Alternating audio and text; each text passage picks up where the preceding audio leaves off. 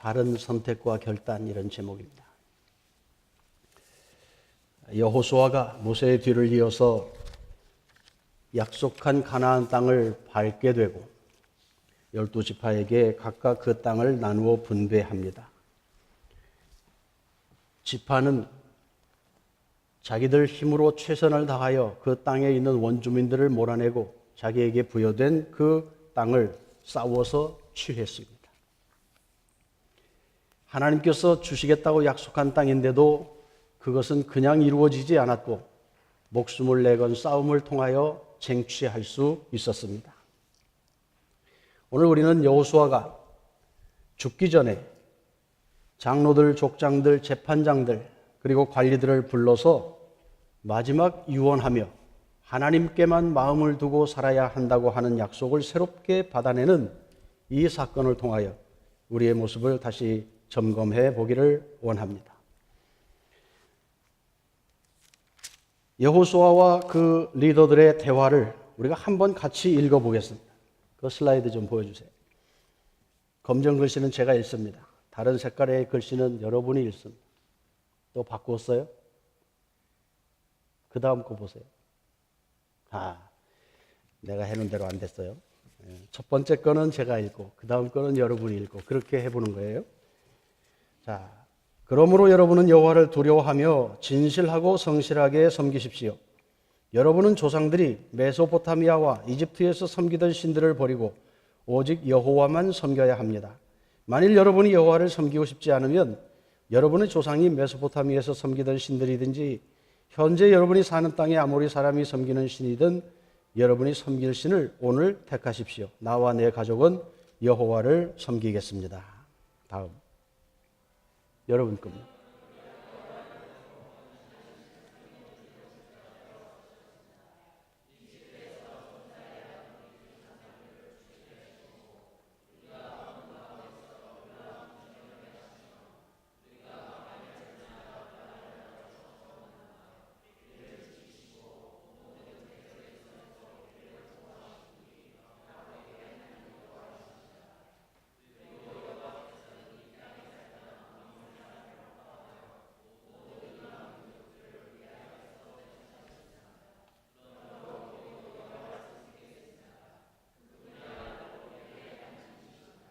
여호수아와 백성들이 어떤 대화를 주고받는지를 보는 겁니다. 그 다음 여러분은 여호와를 섬기지 못할 것입니다. 그분은 거룩하신 하나님이십니다.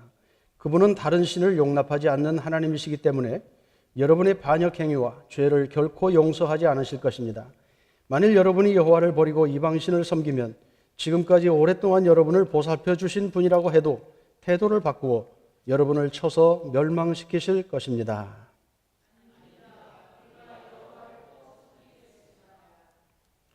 여러분은 지금 여호와를 섬기겠다고 분명히 말했습니다.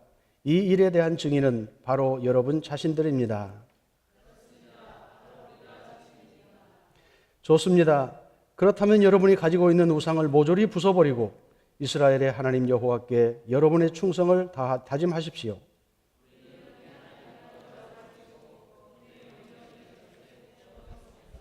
여호수아는 세겜에서 백성들과 이런 계약을 맺습니다.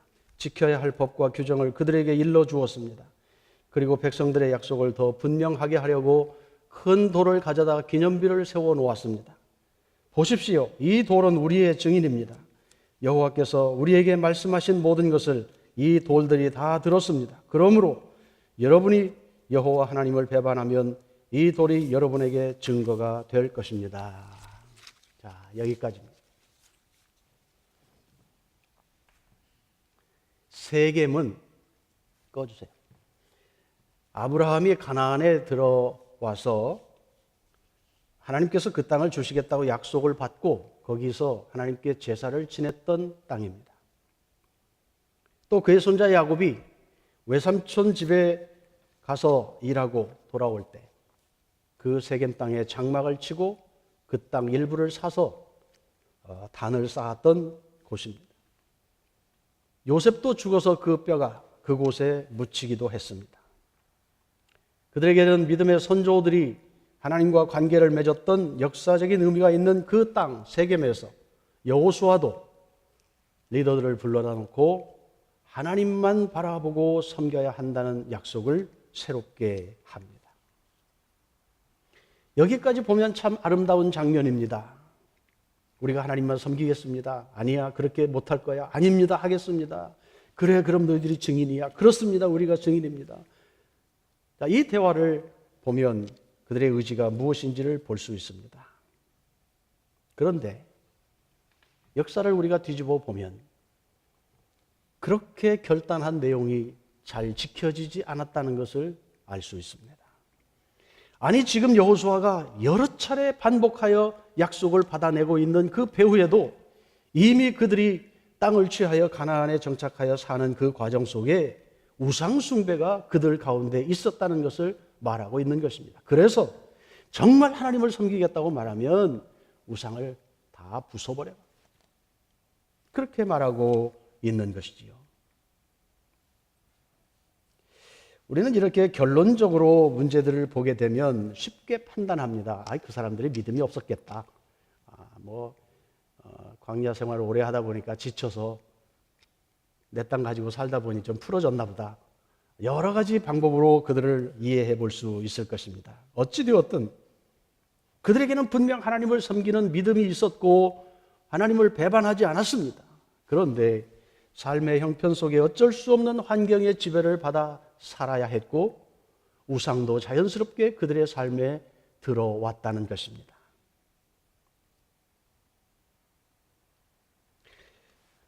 사사시대를 보면 자기들 보기에 좋은 대로 행했더라. 이것이 사사시대를 대변하는 표현입니다. 각기 자기가 보기에 좋은 대로 행했더라. 하나님이 보시기에 좋은 대로가 아니고 자기의 판단대로 보기에 좋은 대로 행했더라. 그래서 그 혼란한 시대를 지났습니다. 왕을 세워서 왕국을 이루어 살던 그때에도 우상 숭배는 하나님께서 그냥 묵인하지 않으시고 벌하시고 결국 나라가 다 없어지는 지경에까지 이르게 되었던 중요한 문제였습니다. 하나님이 그들을 벌하시면 고통 가운데서 회개합니다. 그리고 얼마 시간이 지나면 다시 제자리로 돌아가 우상을 숭배합니다.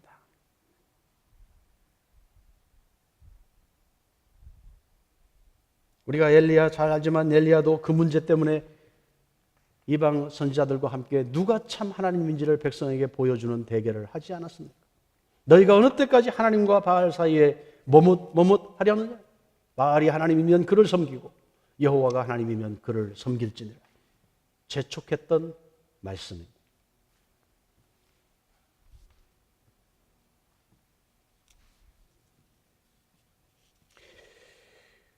우상, 보이는 어떤 형상 앞에 절한다.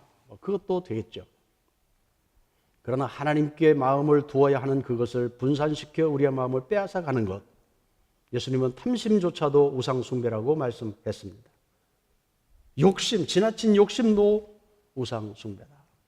하나님만 절대 신뢰하지 못하게 만드는 그 어떤 것이라도 우리의 마음을 빼앗아 가면 그것이 우상이라는 것입니다. 하나님 자리를 대신하는 것입니다. 에베소서 5장은 이렇게 말합니다. 슬라이드 좀 보여주실래요? 여러분이 전에는 어둠이었으나 지금은 주님 안에 빛입니다. 빛의 자녀답게 사십시오. 빛의 열매는 모든 선과 의와 진실에 있습니다. 주님께서 기뻐하시는 일이 무엇인지를 분별하십시오. 그러므로 여러분은 어떻게 살아가야 할지를 살피십시오. 지혜롭지 못한 사람처럼 살지 말고 지혜로운 사람답게 살아야 합니다. 세월을 아끼십시오. 때가 악합니다. 그러므로 어리석은 자가 되지 말고 주님의 뜻이 무엇인지를 깨달으십시오. 함께 읽읍시다. 술에 취하지 마십시오. 거기에는 방탕이 따릅니다. 성령의 충만함을 받으십시오. 시와 찬미와 신령한 노래로 서로 화답하며 여러분의 가슴으로 주님께 노래하며 찬송하십시오. 모든 일에 언제나 우리 주 예수 그리스도의 이름으로 하나님 아버지께 감사를 드리십시오. 불신자들에게 하는 말이 아닙니다. 교회에게 주는 말입니다. 어떻게 살아야 하는지 주님의 뜻이 무엇인지를 분별하며 살라고 합니다. 술 취하지 말라고 하는 것은 꼭 와인을 이야기하는 것이라기보다 세상의 마음을 빼앗기도록 한다는 그 모든 것들. 성령으로 충만해라. 그래서 그 안에서 하나님의 뜻을 분별하며 살아야 한다고 말하고 있습니다. 예수님, 내 살을 먹고 내 피를 마시는 자는 내 안에 거하고 나도 그의 안에 거하나니 살아계신 아버지께서 나를 보내시매 내가 아버지로 말미암아 사는 것 같이 나를 먹는 그 사람도 나로 말미암아 살리라. 예수님 스스로가 아버지로 인하여 산다고 고백했습니다. 그리고 내 살을 먹고 내 안에 거하는 그 삶을 요구했던 것입니다. 생명의 떡이신 예수님 스스로를 설명하는 그 말이 사람들에게 이해되지 않아서 성경을 보면 이때로부터 많은 제자들이 예수님을 떠났다고 기록하고 있습니다. 예수님 묻습니다. 너희들도 가려느냐? 베드로가 대답하지요. 주여 영생의 말씀이 주께 있사오니 우리가 누구에게로 가오리까? 우리가 주는 하나님의 거룩하신 자인 줄 믿고 알았습니다. 바른 대답을 했습니다.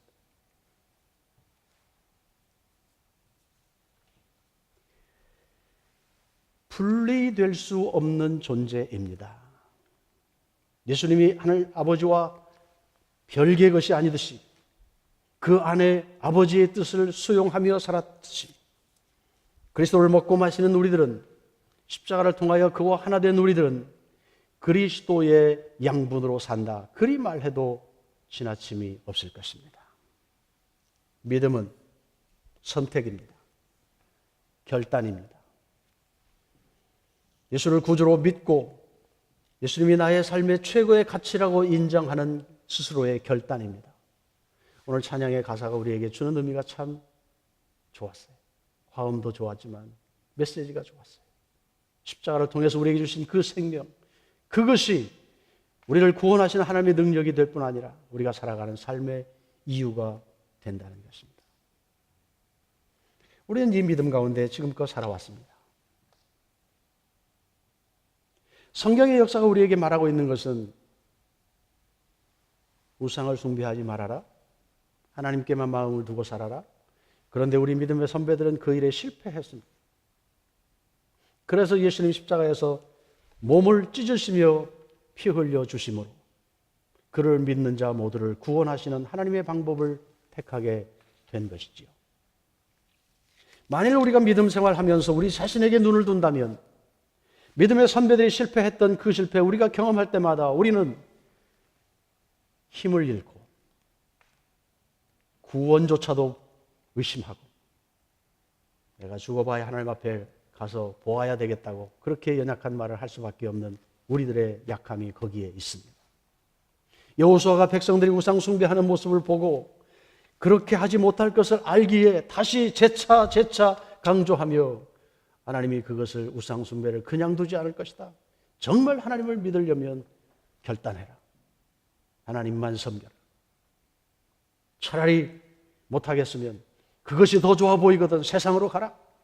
이런 과격한 표현을 하고 있는 이유가 거기에 있습니다. 그러면 어떻게 해야 합니까? 우리가 그렇게 연약함들을 경험할 때마다 믿음의 선배들도 다 실패했고 우리도 이렇게 약하니 할 수 없지. 그러고 그냥 흘러가야 합니까? 살아있는 물고기는 흐르는 물을 거슬러 올라가는 것입니다. 그리스도 안에 있는 사람은 그리스도를 힘입어 세상을 이기는 것입니다. 우리가 할 수 있는 것은 그리스도 안에 거하려고 하는 노력일 뿐입니다. 우리가 거룩함을, 의를, 선을 행하려고 하지만 그것이 한계에 부딪히는 삶을 반복하여 경험하기에 그러기에 우리는 모든 사람이 죄를 범하여 하나님의 영광에 이를 수 없다고 하는 그 말씀 앞에 나도 그렇다고 인정하고 나의 의, 나의 주장, 나의 판단 거기에 의존하는 것이 아니라 우리를 속량하시고 거룩하게 하시는 그분 예수 그리스도와 오늘 영으로 우리 가운데 오셔서 그 일을 이루어 가시는 성령 하나님을 날마다 함께 살아가기 위하여 몸부림하는 것, 이것이 오늘 우리가 선택하고 결단해야 하는 믿음의 결단입니다.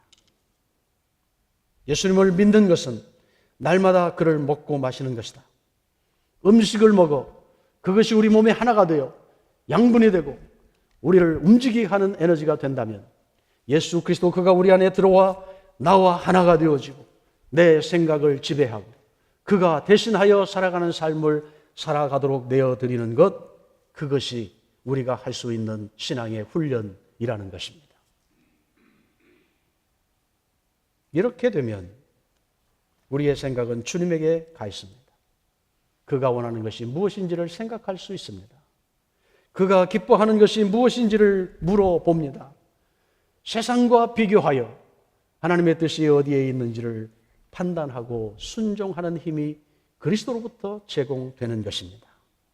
선과 의와 진실을 행하시는 성령, 우리의 연약함을 알아서 도와주시는 그분, 그를 인정하고 함께 살아가는 삶의 그 노력 앞에, 거기에서 우리는 하나님이 우리와 함께 하시는 것을 담대하게 외치고 경험하고 삶을 승리롭게 살아갈 수 있는 것입니다. 성경을 한번 찾아 같이 읽고 마치겠습니다. 로마서 8장에 있는 말씀입니다. 여러분의 성경을 찾아서 한 목소리로 읽겠습니다.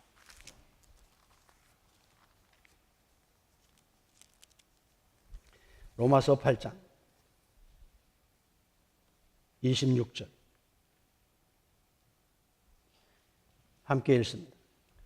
이와 같이 성령도 우리의 연약함을 도우시나니 우리는 마땅히 기도할 바를 알지 못하나 오직 성령이 말할 수 없는 탄식으로 우리를 위하여 친히 간구하시느니라. 마음을 살피시는 이가 성령의 생각을 아시나니 이는 성령이 하나님의 뜻대로 성도를 위하여 간구하심이니라.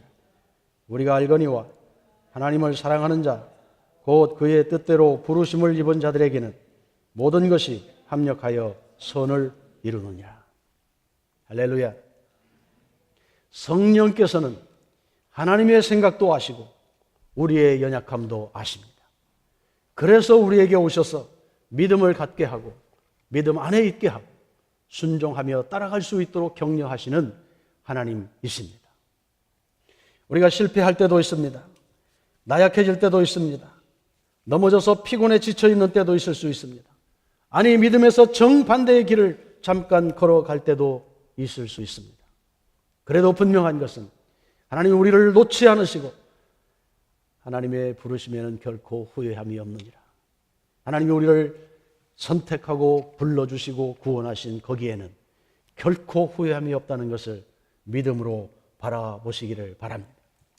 하나님이 우리 가운데 역사하십니다. 우리의 나약함을 아시고 이미 영으로 찾아오셔서 우리를 권면하시고 일으켜주시고 때마다 지도해 주시고 말씀으로 우리를 격려하시는 좋은 아버지이십니다. 왜 그럴까요? 왜 이런 은혜를 주실까요? 아브라함을 부르셔서 열방이 복받는 길을 제시해 주시고 그의 후손들을 통하여 제사장 나라 되게 하여 다른 백성들에게 하나님을 알 수 있도록 했던 그 일, 예수 그리스도 안에서 부름받은 우리들을 통하여 지금도 하나님은 이 생명을 구원하는 일을 지속해 가시기 때문입니다. 왜 우리에게 복을 주시나요? 왜 우리의 기도를 들어주시나요? 왜 우리가 외로울 때 부르짖으면 하나님이 우리에게 격려도 주시고 지금까지 견딜 수 있도록 힘을 주셨나요? 하나님이 우리를 사랑하시는 것처럼 또 다른 사람들도 그 사랑 안에 거하게 하기 위하여 우리를 도구로 사용하시기 위하여 격려해 주시는 것입니다. 대단히 중요한 생각입니다. 내가 잘 먹고 잘 살기 위하여 예수 믿었습니다. 건강을 달라고 기도합니다. 많은 돈 벌게 해달라고 기도합니다. 좋은 파트너도 주시고 성공하도록 인생을 잘 살아가도록 기도합니다. 최고의 목적은 무엇입니까? 나를 사용하여 누군가 또 다른 사람에게 하나님이 살아계심을 보여주고 나를 이렇게 복주신 하나님을 자랑하도록 하고 하나님이 우리를 구원하셔서 함께 하기를 원하시는 그 마음을 좀 선전하게 하기 위하여 하나님 우리에게 그러한 은혜와 복을 주시는 줄 믿습니다. 이 시대에도 여전히 하나님께서는 아브라함을 불러서 일하셨던 그 방법 그대로 우리에게 너는 복이 될지라 너를 축복하는 자를 내가 복을 주고 너를 저주하는 자에게 내가 벌을 주겠다. 이 보장과 복을 허락하시며 주님 안에서 함께 일하자고 우리를 초청하시는 것입니다. 사랑하는 성도 여러분, 오늘까지 우리는 믿음 생활 잘 해왔습니다. 그러나 우리가 살아가는 방향을 놓칠 때가 있습니다. 세상 가치관으로 우리를 판단하여 더 많이 갖기 원하고 더 큰 소리치며 살기 원하고 편안한 삶을 추구할 때도 있습니다. 그러나 우리가 살아가는 삶의 이유가 하나님의 영광의 목표를 둘 수 있다면 우리는 지금 다시 한번 우리의 삶을 돌아보고 새롭게 결단하는 시간이 되어야 합니다. 나와 내 집은 여호와만 섬기겠다. 그 어떠한 형편에서도 흔들리지 않고 그가 나의 생명의 주님임을 나는 고백하겠다. 이 여호수아의 고백이 여러분의 삶에서도 그렇게 외쳐질 수 있게 되기를 원합니다.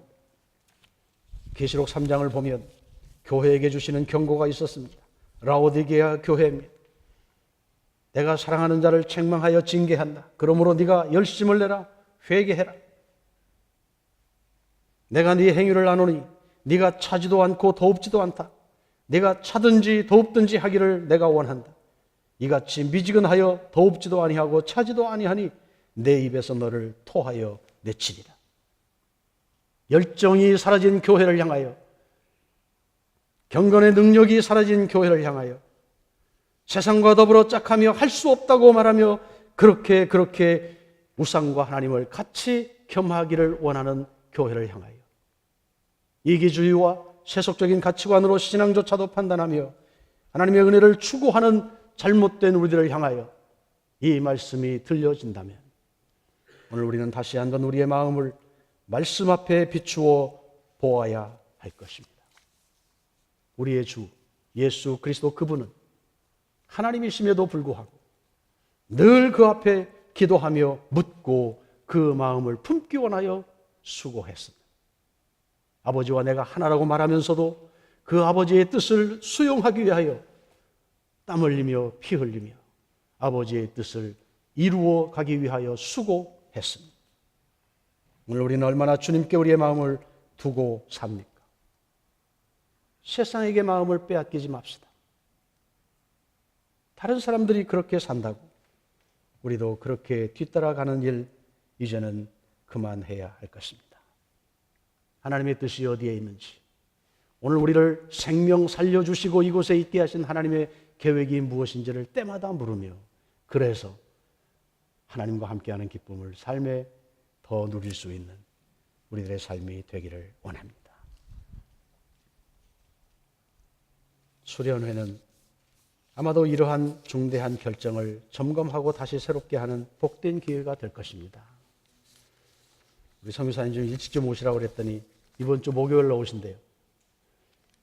다른 교회도 좀 가서 말씀도 전하시고 좀 그러면 좋겠다 싶었는데 너무 촉박해서 어떻게 해야 될지 지금 고민 중입니다. 여러분, 우리가 하나님의 자녀들로 살아갑니다. 정말 바른 선택이 필요한데 너무 홍수처럼 세속의 물결들이 우리 주변 속에 들어와 있기 때문에 그렇습니다. 이렇게 말하는 저도 참 싸움을 많이 합니다. 정말 하나님이 우리 가운데 기뻐하실까? 하나님의 능력이 우리의 삶을 통하여 묻어나고 있는가? 이러한 문제들이 우리의 늘 끊임없는 기도와 또 점검이 됩니다. 여러분, 그러나 우리가 용기를 얻는 것은 성령께서 우리 안에 이미 함께 거하신다는 것입니다. 우리가 눈을 돌려 다시 그분에게 초점을 두면 그는 우리의 연약함을 미리 아셔서 하나님의 계획이 우리를 통하여 드러날 수 있도록 힘을 주시고 격려하시고 일으켜 세워주시고 우리로 감히 하나님과 함께하는 삶을 살아가도록 인도해 주시는 하나님이십니다. 그분을 사모하십시오. 인정하십시오. 붙드십시오. 그리고 뒤돌아보지 마십시오. 저는 여호수아처럼 그래 보고 싶어요. 나는 그렇게 살아보렵니다. 여러분은 어떻게 하렵니까? 기도하겠습니다.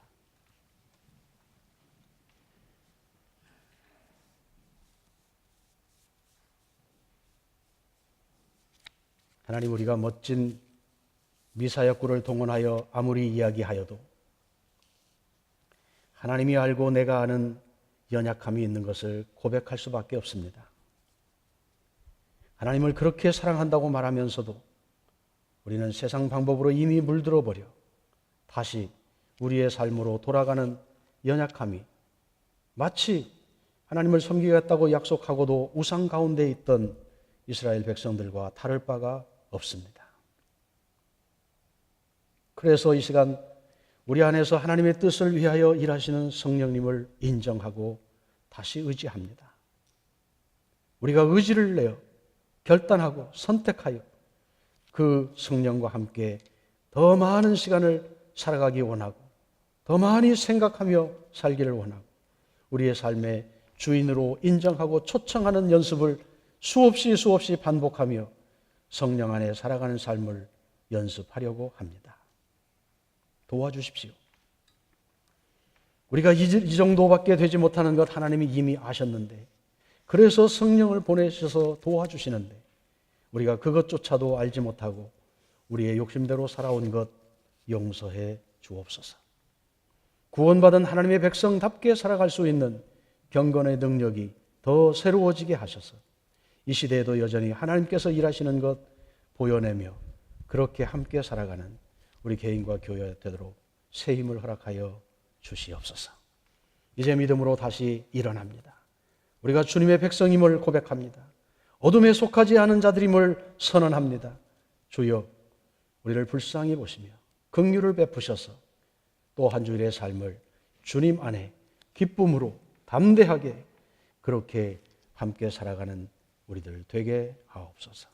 예수님의 이름으로 기도합니다.